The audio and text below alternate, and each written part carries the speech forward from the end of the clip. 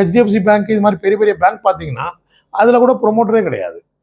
So இதை எப்படி நம்ம அணுகிறது?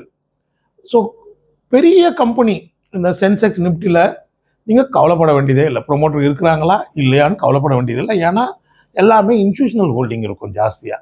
அதாவது mutual funds, insurance companies, foreign investors. So அவங்க இருப்பாங்க.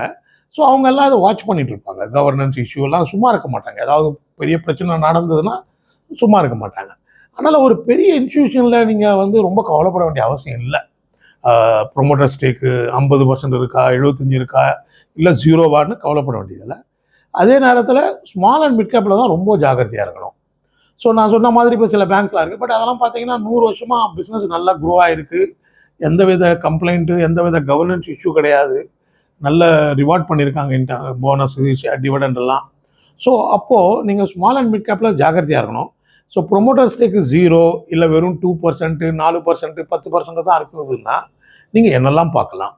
எத்தனை நாளாக பிஸ்னஸில் இருக்காங்க, எப்படி பர்ஃபார்ம் பண்ணியிருக்காங்க over the decades, over the years, நல்லா பண்ணியிருக்காங்களா, ஷேர் ஹோல்டருக்கு ரிவார்ட் பண்ணியிருக்காங்களா, ஏதாவது ரெகுலேட்டரி இஷ்யூஸ் வந்திருக்கா, கம்ப்ளைண்ட்ஸ் வந்திருக்கா, ஏதாவது ஃப்ராடு நடந்தால் நியூஸ் இருக்கா. ஸோ இதெல்லாம் பார்க்கணும்.